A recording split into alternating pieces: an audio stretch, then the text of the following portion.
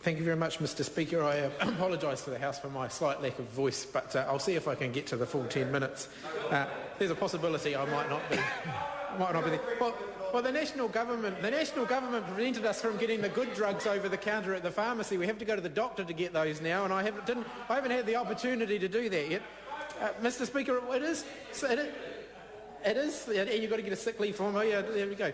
But, Mr Speaker, it's slightly ironic to hear Katrina Shanks complaining about the fact that the government, the previous Labour government, didn't do enough in this area and took too long. This bill has taken since September. We're now in, what are we now? We're towards the end of July. It's nearly a year for this bill to be progressed through through the remaining stages, Mr Speaker. So it's a little bit rich for Katrina Shanks to say the Labour Party took such a long time, because actually there were situations that could have potentially been avoided had this legislation been passed prior to Christmas. I'm thinking about the boarding tenants who got chucked out of their place of where they were living for the sevens. That potentially could have been avoided had the government actually got its act together and got this legislation passed before Christmas. I have to say, listening to the debate, I was very disappointed that the government chose to vote against an amendment put forward by my colleague Moana Meki that would have guaranteed tenants certainty in the event, where major events were concerned, would have prevented them from being evicted from their homes in the case of major events, because of the very significant amounts of money that landlords could potentially generate by letting those homes on a short-term basis for major events. Moana Meki's amendment would have stopped that from happening. Very disappointing that the government voted against that amendment.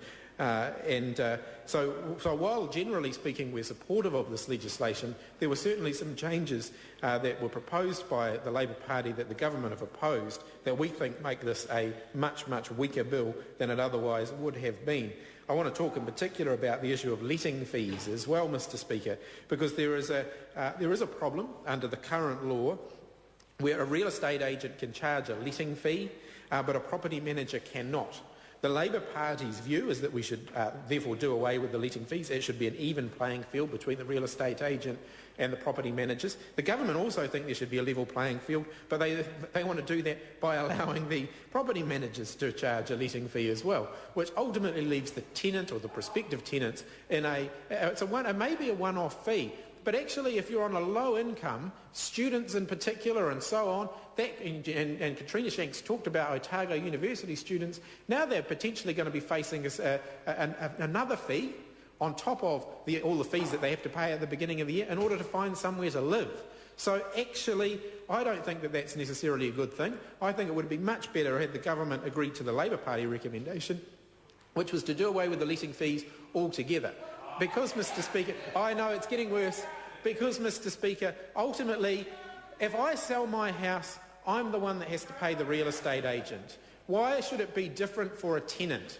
The person purchasing the house doesn't have to pay the real estate agent. It's the person selling the house that has to do it. So why should the situation be reversed in the case of a tenancy arrangement? Should it not be actually that the person letting the house should be the one that pays the fee, not the prospective tenant? So I think it's very disappointing that the government voted against that, because we know that for those looking for rental property accommodation, sometimes those letting fees can be a significant barrier to finding somewhere to live.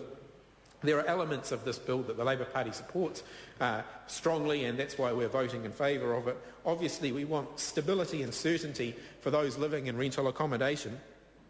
Being able to have some certainty in where you live, being able to put down roots, being able to send your kids to a school and know that they're not going to be uprooted and have to change school at short notice is really important. That's where stability and residential tenancy arrangements is important. It's really important with tenancy arrangements that there's good faith on both sides, from both the tenant and from the landlord. As a constituency member of Parliament, I know plenty of other people in the House will have this experience as well. I've seen evidence of where the good faith relationship is broken down on one side or the other, or in some cases both sides. Not all tenants behave the way they should, not all landlords behave the way they should, and it's really important that we provide very clear legislation, very clear guidelines, so that everybody knows where they stand. And I think this bill does go some way to improving the situation at the moment. I talked about good faith, and with the Minister of Housing in the House, I want to once again pick up the issue of a major tenancy issue that exists in my electorate around the community of Pomari. And the bad faith, I think, that the landlord in that particular case, Housing New Zealand, has been showing towards the tenants in Pomari by leaving large numbers of Housing New Zealand houses empty. There's 42 empty houses at last count. May have been more in the last few weeks. I haven't driven around there to count them. But what that's doing is actually creating problems for that local community. So one of the obligations on a landlord, particularly in the case of Housing New Zealand, where they may well own all of the houses in a neighbourhood, should actually be to act in the best interests of the whole community as well as the individual tenants. And when the landlord is leaving a large number of houses empty, prone to vandalism, squatting, antisocial behaviour, a whole lot of those things, actually all that's doing is exacerbating the problems in that community. Now I know that Housing New Zealand want to do some redevelopment in that community. I welcome that. I think that's very good. It's long overdue, and I think successive governments need to accept responsibility for that. But I'd like to see that happen sooner rather than later, because at the moment my view very strongly is that Housing New Zealand is being a bad landlord to the people in Pomari. It is not maintaining the houses that are there at the moment. The tenants who live there at the moment are having a great deal of difficulty getting even the most basic maintenance done. That isn't good enough. They actually deserve to have Housing New Zealand behave as a responsible landlord, and that's not happening at the moment.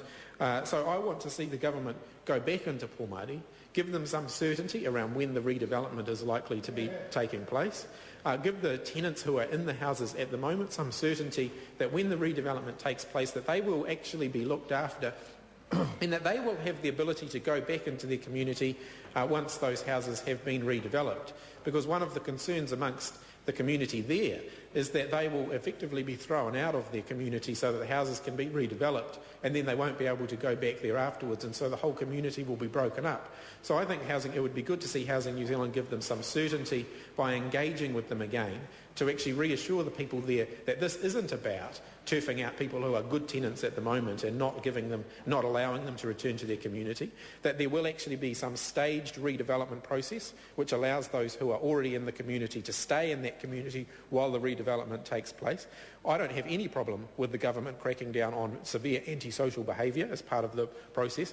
What I do have a problem with is that the innocent tenants, the good tenants who are there, who are winning Housing New Zealand state house gardening competitions, for example, taking a lot of pride in their houses. And there is a state house gardening competition winner in Pomari.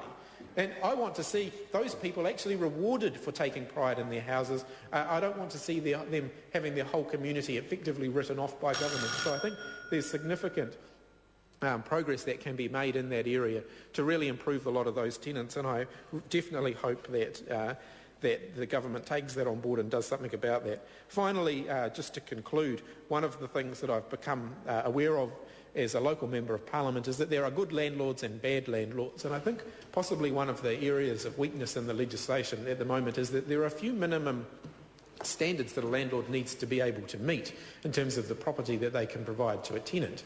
I actually think that's something that the House may want to consider, is whether or not somebody letting a house should actually have to meet some minimum standards in terms of the habitability of that property before it can be let.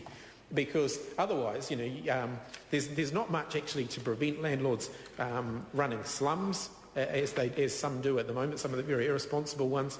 And that's something that I don't think Parliament should turn a blind eye to. I think it's something we want to really closely look at, possibly some greater minimum standards for rental property. So before a landlord can put a property on the market for rental, perhaps they do need to meet some minimum standards so that we know that those who are unable to afford to purchase their own properties, and as Katrina Shanks pointed out, there's a significant number of New Zealanders who live in rental properties. We want to be able to provide them with some certainty that not only can they find somewhere to live, but they can find an adequate standard of accommodation in their rental properties. So overall, Mr. Speaker, this is a good bill. Doesn't go as far as the Labour Party would like. We think it's been watered down from what the Labour Party was proposing. We're disappointed the government have voted against what we felt were some pretty constructive common sense amendments, including the ones that I've mentioned around protection for those in major events.